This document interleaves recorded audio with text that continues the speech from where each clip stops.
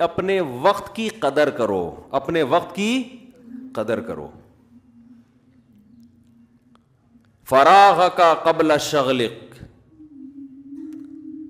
مشغول ہونے سے پہلے جو فراغت کے ایام ہے نا، کوئی بڑی مشغولیت آ گئی، پھر آپ کفے افسوس ملتے رہو گے، یار اس وقت تو میں ویلا ہی بیٹھا ہوا تھا، یہ اس وقت کتنا ٹائم تھا میرے پاس، میں صبح پھر 12 بجے سو کے اٹھتا تھا، پھر میں سارا دن آوارہ گردی کرتا تھا، کاش وہ فراغت کے ایام آ جائیں، کاش. تو سوچتا رہے گا لیکن گیا ہوا وقت واپس نہیں آئے گا. اچھا، ان اصولوں پہ گورا بھی عمل کرتا ہے، خوب سمجھ لیں کہ بھائی فراغت کو غنیمت سمجھو، مشغولیت سے پہلے. یہ بات گورے بھی کرتے ہیں، ان کے موٹیویشنل اسپیکر بھی یہ بات کرتے ہیں، کسی اور اسٹائل سے کر لیں گے، لیکن سب پوری دنیا کا اس پر اتفاق ہے کہ اپنے ٹائم کی کیا کرو، قدر کرو. یہ تو پوری دنیا مانتی ہے نا. حدیث کے الفاظ دوبارہ دہرا دیتا ہوں، نئے نئے لوگ آئے ہیں. آپ نے فرمایا صحت کو غنیمت سمجھو بیماری سے پہلے، فراغت کو غنیمت سمجھو مشغولیت سے پہلے، پیسے کو غنیمت سمجھو غربت سے پہلے، اور جوانی کو غنیمت سمجھو بڑھاپے سے پہلے، زندگی کو غنیمت سمجھو موت سے پہلے. تو یہ بات گورے بھی مانتے ہیں، غیر مسلم بھی مانتے ہیں، بھائی ٹائم کی قدر کرو، ٹائم ویسٹ نہ کرو. لیکن اسلام جو آپ کو ٹائم ویسٹ کرنے سے بچاتا ہے اور جو گورا آپ کو بچاتا ہے، دونوں کے کانسیپٹ میں زمین اور آسمان کا فرق ہے. بلکہ گورا جس کو ٹائم بچانا کہہ رہا ہے، اسلام عین ممکن ہے اس کو ٹائم گنوانا سے تعبیر کرے کہ ٹائم ضائع ہو رہا ہے. اس سے بہتر تھا ویلا ہی بیٹھے رہتا. ویلا کا لفظ مجھے پنجابی سے ملا، بڑا ٹائٹ لفظ ہے. کچھ الفاظ پنجابی کے ایسے ہیں وہ اردو میں مزہ ہی نہیں آئے گا. اردو میں کہتے ہیں فارغ بیٹھا ہوا، ایسا لگتا ہے بہت مشغول ہے، یعنی بہت ہی. فارغ کا لفظ تو بڑا ایک مہذب سا لفظ. ویلا بڑا ویلا ہی ہے آج کل. وہ تو ویلے میں جو مزہ ہے وہ جیسے اخپل جو پشتوں کا لفظ ہے نا، اخپل، وہ مزہ اپنے میں نہیں ہے. اخپل طریقے سے دین پہ چلتے ہیں.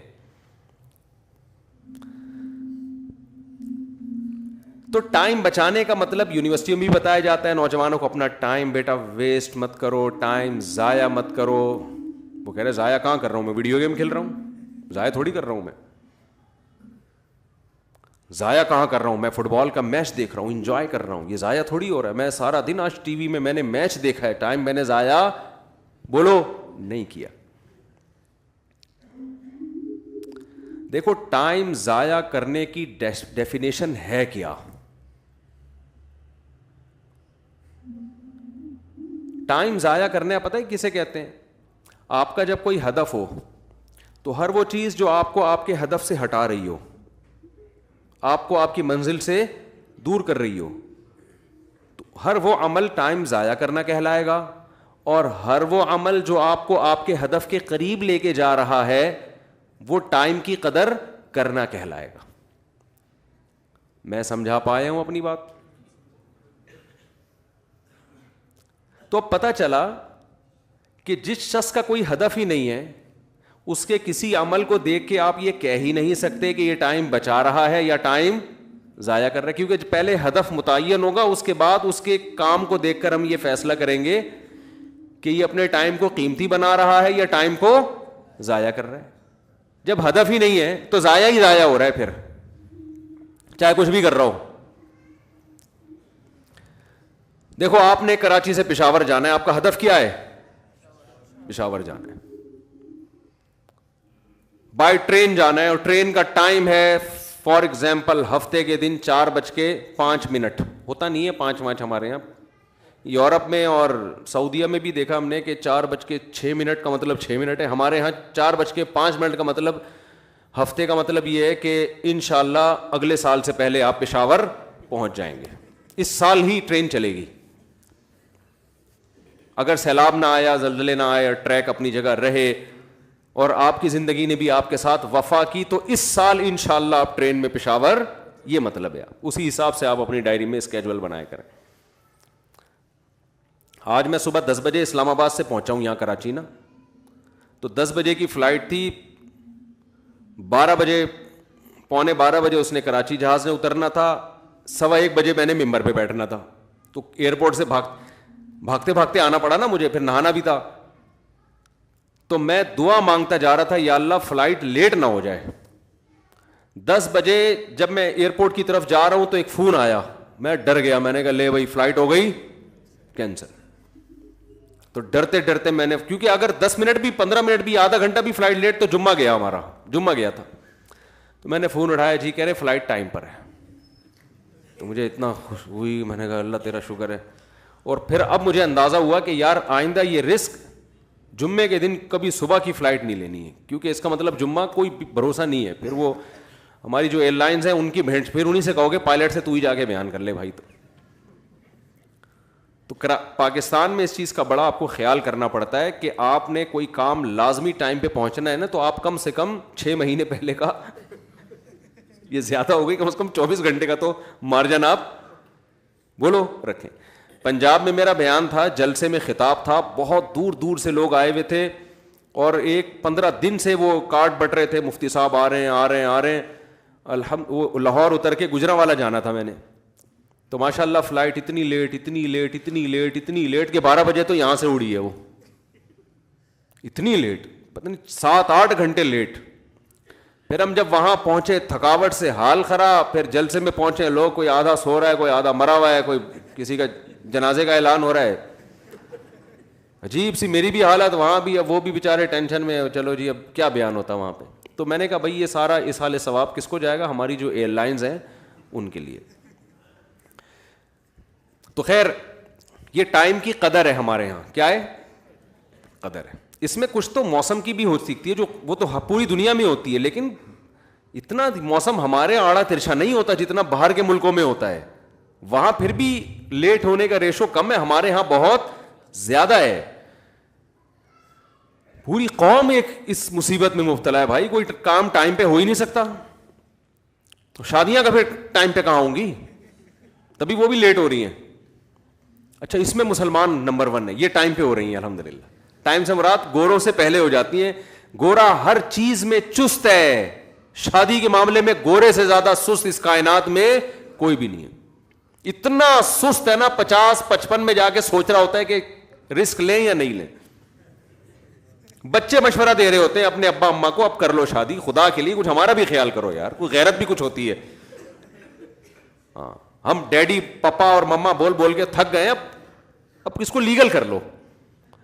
تو پھر وہ سوچتے ہیں چلو یار اس میں سست ہیں. الحمدللہ ہمارے ہاں ان کی نسبت اس میں کیا ہے, ذرا نسبتاً چست ہے.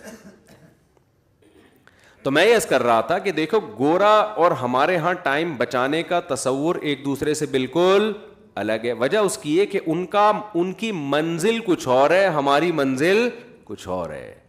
عین ممکن ہے وہ جس کام کو ٹائم بچانا کہہ رہا ہو, اسلام اس کو ٹائم ویسٹ کرنا سے تعبیر کر رہا ہو. ہدف ہی الگ الگ ہے نا. ایک آدمی پشاور جا رہا ہے اور ایک کوئٹہ جا رہا ہے. ایک آدمی کہاں جا رہا ہے, پشاور, اور دوسرے کا ہدف کیا ہے, کوئٹہ. تو جس کا ہدف کوئٹہ ہے اور وہ چاہتا ہے ساری دنیا کوئٹہ پہنچے, تو جو پشاور کے رخ پہ سفر کرے گا تو یہ سمجھے گا نا کہ یہ ٹائم ویسٹ کر رہا ہے, یہ اپنی منزل سے دور ہو رہا ہے, اس کو آگے جا کے گھوم کے واپس آنا پڑے گا. لیکن جس کا ہدف پشاور ہو تو وہ کہے گا بھائی ٹائم تو ویسٹ کر رہا ہے, تجھے گھوم کے واپس ادھر آنا پڑے گا. تو مسلمان کا جو ہدف ہے وہ ہے آخرت. وہ کیا ہے, آخرت ہے, وہ دنیا ہے ہی نہیں. مسلمان دنیا کو حاصل کرتا ہے آخرت کے لیے. اور کمال کی بات ہے اسلام نے دنیا چھوڑنے کا حکم ہمیں دیا ہی نہیں ہے. اسلام نے کہا, بلکہ عیسائیت پہ رد کیا ان پادریوں پہ جنہوں نے عیسائی مذہب میں رہبانیت کو ایجاد کیا کہ دنیا چھوڑو گے تو خدا راضی ہوگا. عیسائیت جو رہبانیت کی طرف گئی نا, اس کے بڑے نقصانات کیا ہوئے. قوم عیسائی مذہب سے بغاوت پہ کھڑی ہو گئی جب اسلام اپنی بلندیوں پہ پہنچا ہوا تھا. گریٹ امپائر مسلمانوں کی امپائرز تھیں. اس وقت سائنسی ترقی بھی مسلمانوں کی عروج پہ تھی, اور یورپ تاریکیوں میں ڈوبا ہوا تھا. سائنسی ترقی بھی نہیں تھی, توہم پرستی بہت زیادہ, نہ صفائی ستھرائی, اور عیسائیت اپنے زور پہ تھی یورپ میں. اب آپ دیکھیں ادھر عیسائیت زور پہ ہے, سائنسی ترقی نل ہے, ادھر اسلام عروج پہ ہے, اور مسلمان سائنٹسٹ جو تھے وہ بھی کس پہ تھے؟ عروج پہ تھے. اس کا مطلب اسلام جب آیا تو سائنس نے ترقی کرنا, بولو نا, شروع کی ہے. یہ جو ہماری یونیورسٹیاں تھیں نا اندلس میں, قرطبہ میں, یہاں یہ یورپین, اس وقت امریکہ تو دریافت نہیں ہوا تھا, یہاں یہ یورپین اقوام آ کے ہمارے سائنسدانوں سے ہماری یونیورسٹیوں میں سائنس پڑھا کرتے تھے. پھر جب یہ واپس جا کے دیکھتے اور اپنی سوسائٹی کا حال دیکھتے کہ پادریوں نے کس طرح سے ان کو سائنس اور ٹیکنالوجی سے دور کیا ہوا ہے, اور مسلم اسکالرز کیسے سائنس کے میدانوں میں ایک دوسرے سے آگے بڑھے ہوئے, اور اتنا آگے بڑھے ہوئے تھے کہ دینی مدرسہ اور سائنسی یونیورسٹی یہ دو الگ الگ چیزوں کے نام نہیں تھے. ایک مدرسے میں دین بھی سکھایا جا رہا ہے, وہیں سائنٹسٹ بھی وہیں پیدا ہو رہے ہیں. نہیں یہی بات میرا خیال ہے. تو یہ جو مذہب سے بغاوت شروع ہوئی ہے نا یورپ میں, یہ اصل میں مسلمانوں کو دیکھ کے شروع ہوئی ہے. اس کا بہت بڑا ذریعہ مسلم ہے کہ وہ واقع دیکھتے تھے کہ یہ کہاں سے کہاں پہنچ گئے. اور ہمارے والے جو ہے, جب وہ اس نے ایک گیلیلیو تھا نا, اس نے جو دعویٰ کیا تھا زمین گول, گیلیلیو تھا, کون تھا وہ, ایک سائنٹسٹ تھا نا مشہور, جس نے دعویٰ کیا زمین کیا ہے, گول ہے. تو اس پہ پادریوں نے کیس کر دیا کہ تورات میں تو, انجیل میں تو لکھا ہے زمین چپٹی ہے, حالانکہ نہیں لکھا ہوا انجیل میں. جو توہم پرستی جو بھی آئی انہوں نے مذہب کے کھاتے میں ڈال دی. مسلمان سائنسدانوں نے جب بھی کوئی دعویٰ کیا, ان کے مقابلے میں کبھی بھی مذہبی اسکالر کھڑے نہیں ہوئے, کیونکہ قرآن نے کوئی ایسا دعویٰ ہی نہیں کیا جو سائنس کے اگینسٹ ہو, کوئی اگینسٹ ہو سائنس کے. تو اسلام میں سائنس نے ترقی کیوں کی ہے؟ اس لیے کہ اسلام نے کھوپڑی استعمال کرنے کا حکم دیا. اور یہ میں اپنی طرف سے نہیں کہہ رہا, یہ گوروں کی لکھی ہوئی باتیں آپ کو کے سامنے میں پہنچا رہا ہوں کہ گوروں نے یہ اعتراف کیا ہے کہ اسلام کے دنیا میں آنے کے بعد جو سائنسی ترقی شروع ہوئی ہے, مسلم سائنٹسٹ پیدا ہوئے, اس کی وجہ یہ ہے کہ قرآن کے دنیا میں آنے سے پہلے توہم پرستی تھی. لوگ دیوتاؤں, مالاؤں اور مذہبی اسکالرز نے جو بول دیا پتھر پہ لکیر, جو ان کی فیلڈ نہیں ہے اس میں بھی وہ ٹانگ اڑا رہے ہوتے تھے. تو اسلام جب آیا تو اس نے عقل استعمال کرنے کا حکم دیا اور دلیل سے بات کرنے کا حکم دیا, دلائل کی دنیا میں لوگوں کو لے کر آیا. اس کے بعد سے مسلمانوں نے جہاں روحانی ترقی کی ہے وہاں مادی ترقی بھی شروع ہوئی ہے. تو آپ بتاؤ, مسلم قوم کی روحانی اور مادی ترقی ایک ساتھ ہوئی ہے, تو روحانی ترقی پہلے پھر اس کے نتیجے میں مادی. اس سے پتہ چلتا ہے کہ روحانی ترقی آپ کو مادی ترقی سے نہیں روکتی. یہ جو آج روحانیت کا کانسیپٹ ہے نا کہ کچھ بھی نہ آتا ہو حضرت جی کو, حضرت جی کو پتہ ہی نہ ہو, تو یہ اسلام کا پیش کردہ تصور نہیں ہے.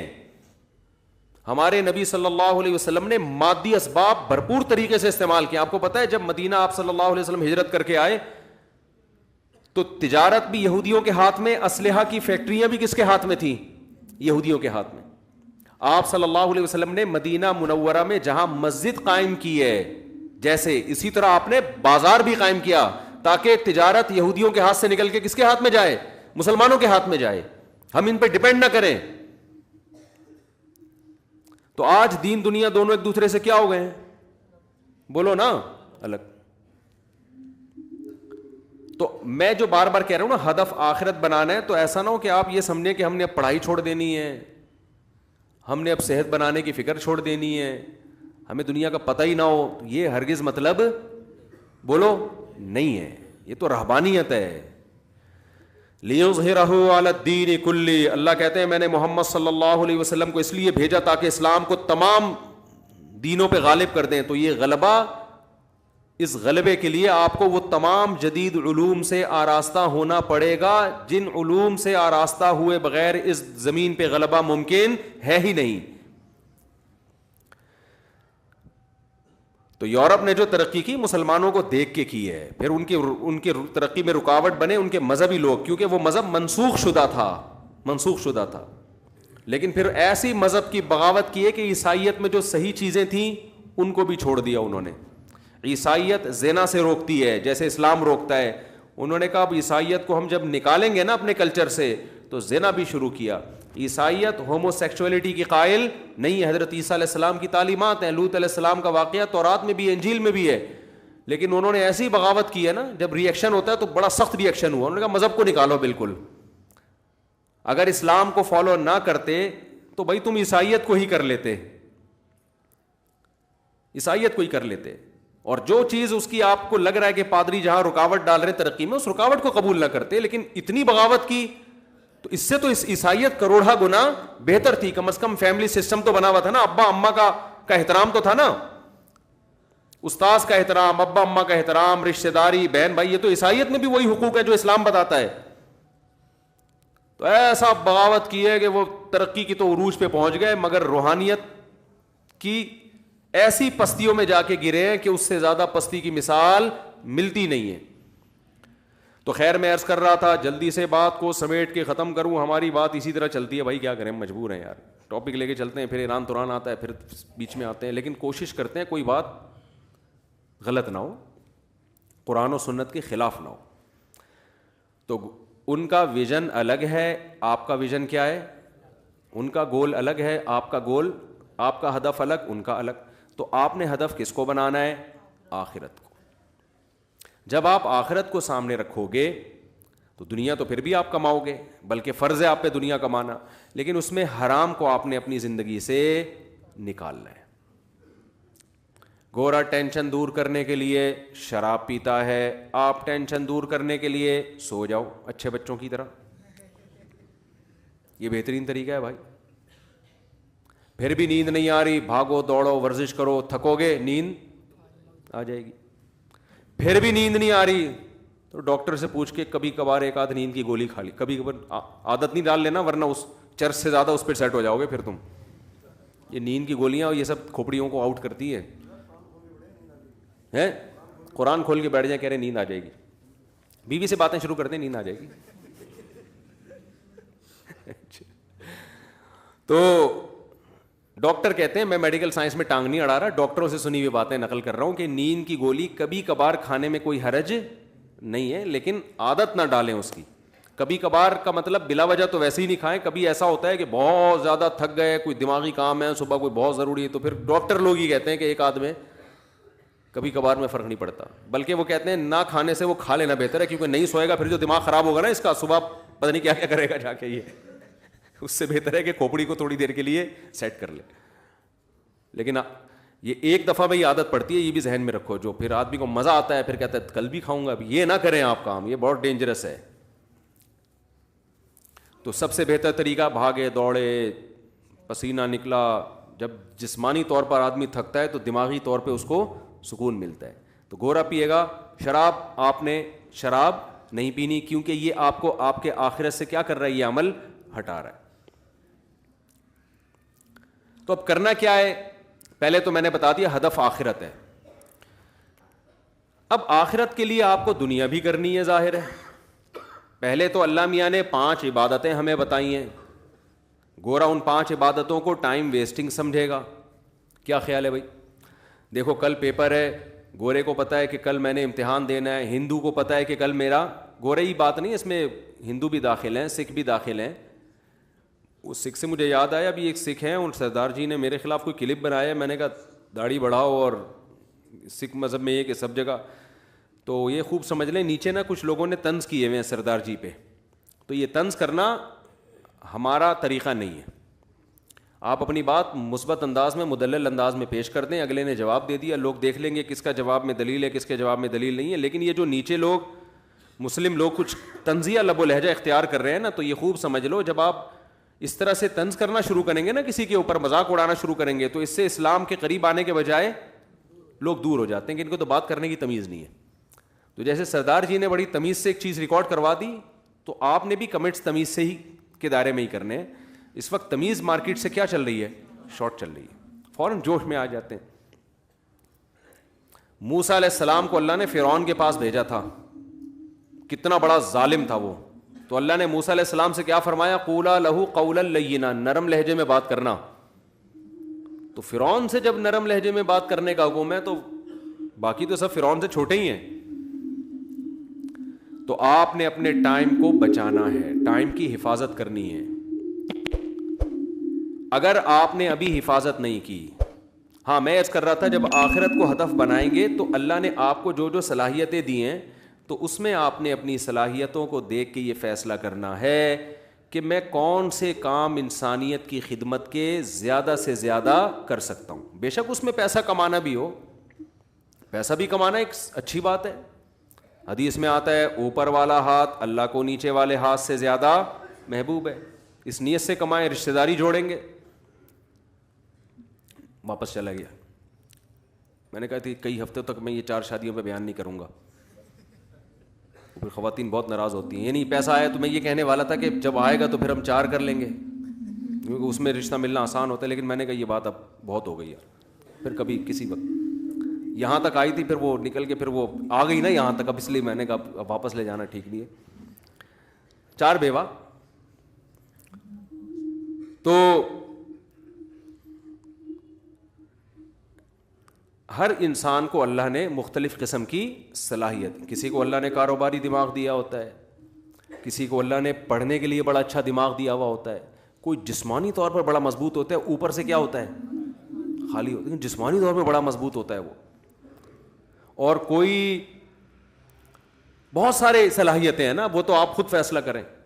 تو اب میں یہاں تک پہنچنا چاہتا ہوں کیونکہ آپ میں اگر پاور ہوگی, طاقت ہوگی, چاہے ٹیکنالوجی کے لحاظ سے ہو, چاہے وہ آپ نالج کے لحاظ سے ہو, چاہے جسمانی قوت کے لحاظ سے ہو, تو آپ وہ کام قوم کے لیے اللہ کو راضی کرنے کے لیے کر سکتے ہیں جو کمزور آدمی جس میں وہ صلاحیت نہیں ہے وہ آدمی نہیں کر سکتا. ابھی میں اسلام آباد میں تھا, ایک بزرگ سے ملاقات ہوئی, بڑا اکرام کیا انہوں نے, اللہ ان کی عمر میں برکت دے. وہ عجیب بات بتائی انہوں نے, دیکھو کیسے کیسے لوگ سوچتے ہیں. ابھی تو وہ بوڑھے ہو گئے, بوڑھے تو نہیں کہنا چاہیے ان کو, بزرگ ہو گئے, یعنی وہ بہت غصہ نہ ہو جائیں گے مجھے بوڑھا کیوں کہتی ہے, بوڑھے نہیں ہیں, یعنی صحیح ہیں, یعنی سفید بال ہیں تو اس لیے میرے منہ سے غلطی سے نکل گیا, ورنہ وہ ماشاءاللہ جوان ہیں. تو مجھے کہنے لگے کہ میں دبئی میں تھا, اللہ نے مالی وسعت بھی بہت زیادہ دی, بہت اللہ نے ان کو مالی وسعت سے نوازا. کہہ رہے میرے جب ولادت ہونے والی تھی میری اہلیہ کے یہاں, تو مجھے نہیں پتا تھا بیٹا ہوگا بیٹی ہوگی. میں نے اللہ سے کہا اللہ اگر بیٹا ہوا تو اس کو میں دین کی خدمت کے لیے وقف کر دوں گا. بہرحال ایسے ہی کیا, آج ان کا بیٹا ماشاءاللہ پڑھ رہا ہے جامعۃ الرشید میں. کہہ رہے دوبارہ دبئی میں ایسا ہوا کہ میرے یہاں جب ولادت کا وقت آیا تو مجھے اندازہ ہوا کہ یہاں گائنی کی فیمیل ڈاکٹرز بہت کم ہیں. پردے دار عورت کے لیے میل ڈاکٹر سے بچے کی ولادت کا عمل یہ اس کی غیرت کے خلاف. انہوں نے کہا غیر مسلم تو اس کی پرواہ نہیں کر رہے ہندو, لیکن مسلمانوں کے لیے تو یہ بہت ضروری ہے. کہتے میں نے ارادہ کیا اللہ میری بیٹی ہوئی تو میں اس کو گائنی کا ڈاکٹر بناؤں گا. میں سمجھا پا رہا ہوں اپنی بات. اللہ نے 3 بیٹیاں دی, تینوں کو گائنی کا ڈاکٹر بنایا, اور اب وہ گائنی کے ڈاکٹرز ہیں. لیکن بچپن سے ان کی تربیت کی کہ تمہیں میں نے ڈاکٹر بنانا ہے اور گائنی کا, اور اس لیے بنا رہا ہوں تاکہ جو لڑکیاں ہیں ان کو میل ڈاکٹر کی ضرورت بولو نہ پڑے. اور میرا یہ ہدف تھا, تمہاری ولادت سے پہلے میں نے اللہ سے وعدہ کیا تھا, لہذا تم نے کوئی ایسا کام نہیں کرنا جو شریعت کے خلاف. کیا مطلب؟ نارمل ڈلیوری ہے, آپریشن کی طرف نہیں لے کے جانا. دیکھو مجھے ڈاکٹر لوگ کہتے ہیں ابے تمہیں کیا پتا ان چیزوں کا, میرے ماشاءاللہ 15 بچے ہیں, مجھے پتا ہے کہ اس بارے میں پاکستانی ڈاکٹر, معذرت کے ساتھ ان ڈاکٹروں کی بات کر رہا ہوں جو یہاں نہیں بیٹھے ہوئے, جو گائنی کی ڈاکٹرز ہیں ان میں اور قصائی میں کوئی فرق نہیں ہے, سوائے ان ڈاکٹرز کے جو میرا بیان سن رہی ہیں. وہ اچھی ڈاکٹرز بھی ہے الحمدللہ. فوراً آپریشن, وہ چاپڑ اور چاقو چھوڑے لے کے نا قصائیوں کی طرح پہلے بیٹھے ہوتے ہیں. یہ صرف پاکستان میں ہو رہا ہے, باہر دنیا میں نہیں ہے. میں نے اس پر پہلے بھی ایک بیان کیا تھا, اتنا غصے ہو گئے ڈاکٹر آپ کو کیا پتا ایکچولی یہ ہوتا ہے. ابے بھائی چھوڑ دے یار, ایکچولی یہ نارمل ایک نیچرل پروسیس ہے. پھر میں نے مثال دی تھی ایک دفعہ بیان میں کہ بکریوں کو دیکھو, بلیوں کو دیکھو, گایوں کو دیکھو, سب کے نارمل ہو رہی ہے, انسانوں پر کم بختی کیوں آئی ہوئی ہے. اس پہ میرے خلاف کلپ کہ اس نے عورتوں کو معاذ اللہ گائے اور بکریوں سے ملا دیا. میں خواتین کو گائے بکریوں سے نہیں ملا رہا, ہم عزت کرنا جانتے ہیں الحمدللہ. میں مثال دے رہا ہوں کہ ایک نیچرل عمل ہے, اس سے صرف انسان نہیں ہر مخلوق گزرتی ہے. کسی مخلوق کے آپریشن نہیں ہو رہا, یہ کمبختی انسانوں پہ کیوں آئی ہوئی ہے؟ آپ کہہ سکتے ہیں کہ کچھ کیسز, تو ہم بھی مانتے ہیں بھائی کچھ کیسز ایسے ہوتے ہیں جن میں آپریشن ضروری ہے, لیکن کچھ ہوتے ہیں نا, سینکڑوں میں کوئی 2-4 کر لو. یہاں تو ہر دوسری عورت کے آپریشن, ہر تیسری عورت کے آپریشن, اور اگر کسی کے نارمل تو اگلا بچہ پھر آپریشن. یہ قدرت کی طرف سے نہیں ہے, یہ ڈاکٹروں کی طرف سے ہے. سمجھ میں نہیں آ رہی بات؟ یہ کچھ بھی ہے ڈاکٹر, اس میں 2 ٹینشنوں سے ڈاکٹر بچنا چاہتی ہیں جو گائنی کی ڈاکٹرز ہیں. نمبر 1, روکڑا ملتا ہے اس میں آپریشن میں. Number 2, tension free. جو نارمل ڈیلیوری ہے اس میں بعض دفعہ 1 ہفتہ بھی لگ سکتا ہے, 3 دن بھی لگ سکتے ہیں, 4 دن بھی لگ سکتے ہیں, وہ تو نیچرل پروسیس ہے نا. ڈاکٹر کہتی ہے بھائی میرا پیشنٹ ہے, جان چھڑا, لا چاپڑ لے کر آ بھائی, لا شاباش. چاپڑ تو زیادہ ہو گیا, لاؤ بھائی ابھی ہمارے پاس ٹائم نہیں ہے, 20 پیشنٹ ہم نے اور نمٹنے ہیں. تو اس کے خلاف احتجاج کرو. ریڑھ کی ہڈی میں عورتوں کے انجیکشن لگ رہے ہوتے ہیں آپریشن میں, کتنا سخت پروسیس ہے. پھر اگلے بچے کا کے مسائل کھڑے ہو جاتے ہیں, پھر ان کی جو خواتین کی فٹنس کی ایسی کی تیسی ہو جاتی ہے. پہلے کم مسائل ہیں یار, آپ ایک اور, یہ تو نیچرل ہے. ہم باہر ملکوں میں بھی گئے ہیں, وہاں سب کہتے ہیں کہ بھائی یہاں آپریشن پہ پابندی ہے. پیشنٹ جو پاکستانی خواتین ہیں وہ کہہ رہی ہوتی ہیں جرمنی میں, پیرس میں جو رہتی ہیں نا کہ آپریٹ کرو, ڈاکٹر منع کرتی ہے نہیں بھائی یہ اجازت نہیں ہے, ایلیگل ہے, جب تک شدید مجبوری نہیں ہوگی. تو نیچرل عمل کو, قدرتی عمل کو آپ نے کیا بنا دیا؟ ڈاکٹروں کی بھیٹ چڑھا دیا یار اس کو. تو میں بات کیا کر رہا تھا, یہ مجھے غصہ آ گیا اصل میں دیکھ رہا ہوں نا آج کل مارکیٹ میں ہوئی ہے. ہاں تو وہ انہوں نے اپنی بچیوں کو ڈاکٹر بنایا کہ بھائی ٹھیک ہے تمہیں پیسے بھی ملیں گے, لیکن پہلے انسانیت کا بھلا. آئی بات سمجھ میں؟ تو یہ وہ لوگ ہیں جن کا ویژن کیا ہے؟ آخرت. تو اس میں انہوں نے اپنی بچیوں کو ڈاکٹر بنا دیا. آپ بھی اس جذبے سے بنا دو بھائی, عالمہ بھی بناؤ, ڈاکٹر بھی بناؤ, جو آپ پہلے ہدف بناؤ کہ میں نے کرنا کیا ہے, اصل آخرت ہے. پھر آپ عالمہ بناؤ تو بھی فائدہ ہوگا, ڈاکٹر بناؤ گے بولو تو بھی فائدہ. اگر ہدف دیے بغیر بنا دیا تو وہی ہوگا جو ہو رہا ہے مارکیٹ میں. چاپڑ چل رہے ہوں گے, ہاں بھائی لے آ بھائی اگلی پیشنٹ, ایسے ہی ہو رہا ہے نا. ابھی ہمارے ایک دوست کے ساتھ ایسا, میرے تو بہت واقعات ہیں, میں اگر سنانے بیٹھوں نا جو میں دعویٰ کر رہا ہوں یہ غلط دعویٰ نہیں ہے. ڈاکٹر بہت غصہ کرتے ہیں میرے بھائی, یار مجھ سے صاحب تم ہماری فیلڈ میں کیوں ٹانگ رہا ہو, تمہیں کیا پتا آپریشن کرنا ہے؟ بھائی ہمیں اتنا پتا ہے کہ یہ نیچرل ہے, ٹھیک ہے کچھ پیشنٹ ایسے ہوتے ہیں جن میں آپریشن ضروری ہے, لیکن اتنے نہیں جتنے آپ لوگوں نے بنائے ہوئے. یہ اس کا مطلب یہ قدرت کا نظام ہی سارا بگڑ گیا ہے, نظام ہی خراب ہو گیا ہے. ہمارے پاس تو اتنے ہمارے دوست ابھی چند دن پہلے ہوا, وہ لیڈی ڈاکٹر نے کہا کہ لازمی آپریشن ہی ہوگا. اس نے کہا میں آپ وائف کو لے کے ہی نہیں جاتا, کہیں اور لے گیا, وہ نارمل ہوئی اس میں. ہم نے تو ایک جامعہ رشید کو ہاسپٹل بند کیا اس چکر میں. ہمارے یہاں جامعہ رشید والوں نے ایک ہاسپٹل کھولا, اس میں یہی گائنی کی ڈاکٹرز بھی, اور تو کیا ہوا ہے کہ وہ ایک ڈاکٹر نے کہہ دیا کہ جی یہ آپریشن والا کیس ہے. ان لوگوں نے کہا نہیں ہم نہیں آپریشن کی طرف جائیں گے. آئے ہیں باہر, وہ بیچاری خاتون کے ٹیکسی کے اندر ولادت ہو گئی نارمل. تو ہمارے استاذ کو پتہ چلا, انہوں نے اسپتال ہی بند کر دیا. انہوں نے کہا لوگ ہم سے بدگمان ہوں گے کہ یہ مولانا لوگوں نے ٹرسٹ کھولا ہوا ہے اور کیا کیا. انہوں نے کہا بھائی یہ بند ہی کر دو سارا سیٹ اپ ہی. جب تک کوئی ایماندار ڈاکٹر نہیں ملتے, جب تک کوئی ایماندار گائنی کی ڈاکٹر خاص طور پہ. تو اب دیکھو جس کا ویژن کلیئر ہوتا ہے نا, تو انہوں نے اپنی بچیوں کو ڈاکٹر بنایا, اور اللہ کا شکر ہے وہ دین کو بھی زندہ رکھا ہوا انہوں نے. اور یعنی ایسا بھی نہیں ہے کہ پیشنٹ کے ساتھ کچھ غلط ہو رہا ہو. اور یہ بھی بتا دوں بعض دفعہ ڈاکٹر کا قصور نہیں ہوتا, ہاسپٹل کی طرف سے ڈاکٹر صاحب کو آرڈر ملتا ہے کہ اتنا پیسہ ہمیں منتھلی چاہیے,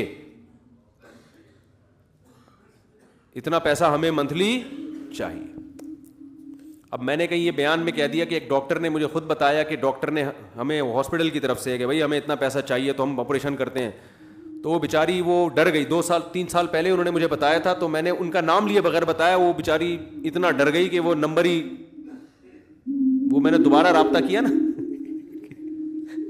میں نے کہا میں نے اس لیے رابطہ کیا کہ کوئی ایسی گائنی کی ڈاکٹر ہونا جو آپریشن سے, میں نے ان کو مشورہ دیا آپ اپنی الگ کلینک کھولیں. تو میں نے اس لیے رابطے کی کوشش کی کہ پتہ نہیں کلینک الگ کھولی ہے نہیں کھولی. انہوں نے پتہ چلا کہ وہ بیچاری ڈر گئی کہ مفتی صاحب نے میرا نام جمعے میں لے لیا, حالانکہ میں نے نام نہیں لیا تھا. لیکن وہ ان کو یہ ڈر لگا کہ کہیں ایسا نہ ہو یہ کال ہسٹری نکالیں اور ہسپتال والے وہاں تک پہنچے تم نے ہمارا راز, تو اتنا ڈر ہے, اتنی ٹینشنیں ہیں. سمجھتے ہیں کہ نہیں سمجھتے ہیں, آپ کے اچھے بھی سمجھیں گے. اور آپ کے کیا ہے, دو دو تین تین چھوڑو, یہ ایک آدھ بچے کے یہ مسائل ہیں ہی نہیں, اس میں تو جیسے چاہو کر لو یار, کوئی اتنا گھبرانے کی بات. یہ تو جن کے بچے ہوں تو ان کے لیے مسائل میں بیان کر رہا ہوں, ایک آدھ سے کیا مسئلہ ہے. کوئی ویژن ہی نہیں بناؤ آپ لوگ, ایک دو بچوں کے کوئی جو بننا ہوگا خود ہی بن جائے گا, بس دعا کرو اللہ انسان کا بچہ بن جائے گی, اتنا کافی ہے. بچے ہوں تو پھر ویژن سوچتا ہے نا, ایک آدھ ویکات کی ٹینشن نہ لیں آپ, وہ خود ہی ہو جائیں گے اپنی ذمہ داری پہ, ویژن بھی خود ہی بنا لیں گے بیٹھ کے, بس چڈی بنیان پہنا دیا کریں آپ, اتنا کافی ہے. تو خیر آخرت کو سامنے رکھ کے ایک ہدف بنانے کی میں نے آپ کو ایک مثال دی ہے, اور ایسی درجنوں مثالیں ہو سکتی ہیں. فوج میں بھیجیں آپ اپنے لوگوں کو, آپ تجارت میں ڈالیں اپنے لوگوں کو, ہوگا وہی جو اللہ چاہے گا, وہ نہیں ہوگا جو آپ چاہیں گے. لیکن آپ اچھا چاہیں گے تو آپ کو چاہت کا ثواب ملے گا, پھر اسی حساب سے اپنی لائف کو آپ ترتیب دیں.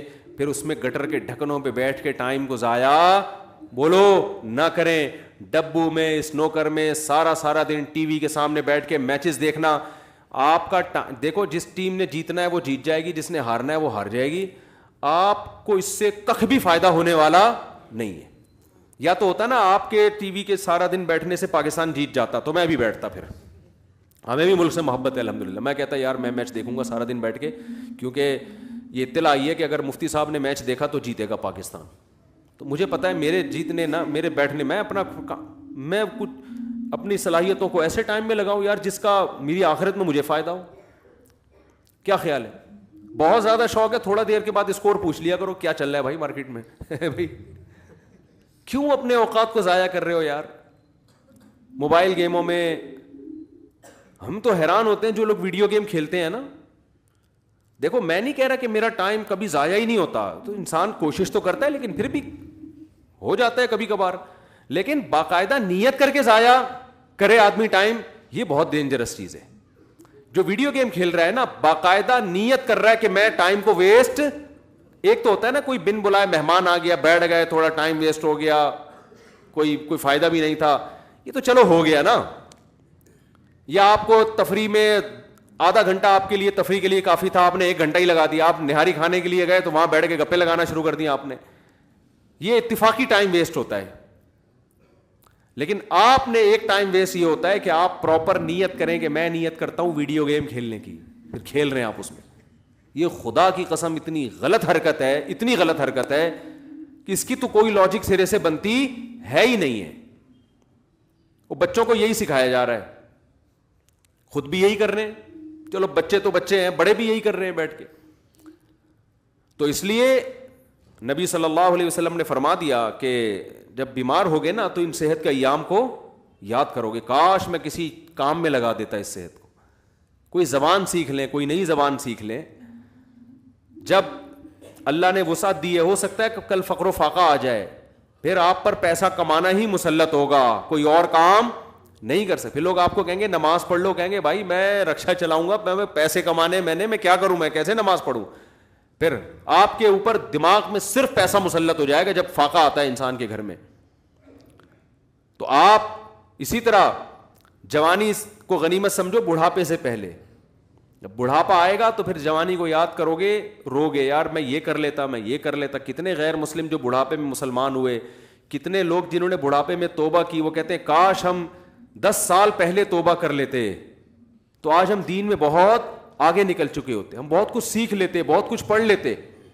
ہمیں تو ایسے لوگ ملے جنہوں نے 60 سال میں توبہ کی, کہتے ہیں یار کاش ہم 50 سال میں کر لیتے نا تو یہ 10 سال علم دین سیکھنے میں لگا دیتے ہم. جوانی میں انسان میں صلاحیتیں ہوتی ہیں دیکھنے کی, سننے کی, سمجھنے کی. جیسے جیسے عمر بڑھتی ہے وہ صلاحیتیں آہستہ آہستہ کم ہونا شروع ہو جاتی ہیں. تو اس لیے اپنے وقت کو میرے بھائی قیمتی بناؤ, کوئی ٹائم کا کوئی پابندی بنائیں, کوئی اسکیجول بنائیں, کوئی کھانے پینے کا بھی کوئی تھوڑی سی زیادہ نہیں, تھوڑی سی کیا ہو, جو آ رہا ہے کھائے جا رہے ہیں, پھٹ پھٹا کے مر جائیں گے ایک دن. اور یاد رکھو قرآن ایک جگہ نہیں بار بار کہتا ہے کہ جب موت کا وقت آئے گا نا, موت کا وقت آئے گا تو پھر ایڑیاں بھی رگڑو گے نا کہ ایک سیکنڈ مل جائے مجھے. اللہ کہتے ہیں میں نہیں دوں گا. ساری دنیا کی دولت دے کے ایک سیکنڈ چاہو گے نا کہ مل جائے, اللہ کہتے ہیں ساری دنیا کی دولت تیری جھولی میں ڈال دوں اور تو صدقہ کر دے کہ مجھے ایک سیکنڈ میری زندگی بڑھ جائے, اللہ کہتے ہیں یہ ممکن نہیں. تو جو کرنا ہے ابھی کرنا ہے, آج سے کرنا ہے. سمجھتے ہو کہ نہیں سمجھتے؟ تو وہ کرنا کیا کیا ہے یہ ڈیٹیل میں انشاءاللہ اگلے بیان میں بتاؤں گا. کن کن چیزوں کو فوکس رکھ کے زندگی ہم نے, اصل تو آخرت ہے نا, تو آخرت تک پہنچنے کے بھی تو کچھ ذرائع ہیں نا. تو وہ کیا کیا چیزیں ہیں جن کو ہم نے عبادات میں ہے اور پھر آگے معاملات میں بہت ساری چیزیں. ایک تو میں نے صرف ایک مثال دے دی ان بزرگ کی. اللہ تعالی ہمیں سمجھنے کی, عمل کی توفیق عطا فرمائے. وما علینا الا